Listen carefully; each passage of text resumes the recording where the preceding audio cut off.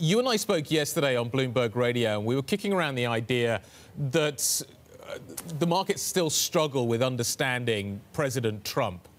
This morning, we understand that he's going to rejoin the TPP. How do I invest in this kind of environment with this kind of turbulence?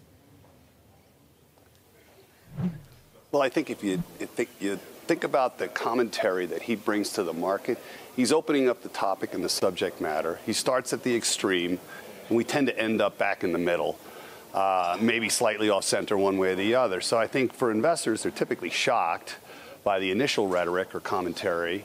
But when we look at it, after the initial commentary, we see them kind of move back to more a neutral stance. For example, we just saw Xi's comment coming out of China, and he's now addressing the tweets and commentary coming out of Washington about a trade war, and now he's talking about an open commerce, open trade globally. So he's introducing topics that need discussions, and I don't think investors should get caught up in that short-term noise. I think they need to think about things on a more longer-term basis. David, regardless of what caused it, all of this volatility has really reduced valuation. So stocks are a lot cheaper, regardless of where you look, in the U.S., in Europe, in Asia especially. Do you think that this has created a buying opportunity, this volatility, or is there a reason that we've seen these valuations drop? You know, valuations have come down a little bit, but at the same time, we're seeing a strong earnings cycle, and we've seen it both in December for the fourth quarter. I think we're going to see it again here in the first quarter. So to some degree, they're underpinning that rise in valuation. So this drop for many presents a buying opportunity. Having said that, I'm sitting here at the UBS conference with some of their largest financial advisors, and they're expressing just that concern around the enhanced volatility. And we're seeing for the first time a disparity in the central bank policies, with the United States through a tightening mode and the rest of the world still keeping a relatively accommodative mode. So that break in policy or in unison is causing some consternation for investors. David, I'm curious. You bring up the issue of volatility, and we're going to get an idea of how tradable this volatility has been in the first quarter when JPM reports numbers a little bit later on at 11:45 London time. What are you expecting sort of JPM and the rest of the banks to say? How tradable has this volatility been, do you think?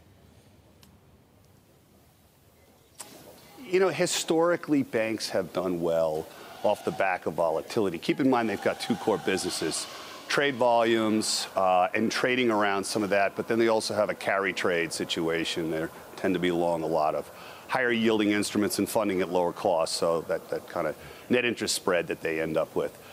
You know, making a real deep comment on that, that's not my core expertise, but I can say in general what we've seen over the past is they should benefit from these type of more volatile markets. The only thing that's lacking is true volume on the back of these, and they thrive off of volume because they get paid on the volume pass. David, let me just finally ask you what kind of assets you're interested in. What do you think is the best place to be invested for the remainder of 2018? You know, we've been increasing our overall exposure to volatility-type strategies, managers that benefit from that, global macro strategies, et cetera. We think that's an area that we can benefit from this year. Another one is the event-driven space. You know, you look at the dry powder that the private equity community has, $1 trillion in buying power, times 2 to 3, because they'll typically put leverage on it. That's a $4 trillion cash of monies that can go to work in the market.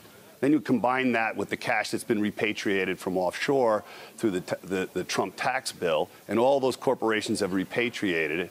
That's going to go into one of four areas. It's going to go into stock buybacks, which have been going on for years but now can accelerate, one-off dividends, which we're seeing right now in some of the companies, CapEx, and finally M&A activity, as they've got a war chest of cash that they can put to work. So, you know, you've got about a $4 or $5 trillion cash of capital sitting there that can go into the equity markets. So we're looking for event-driven activity, M&A activity, companies that want to spin off businesses, have ready buyers standing on the sidelines.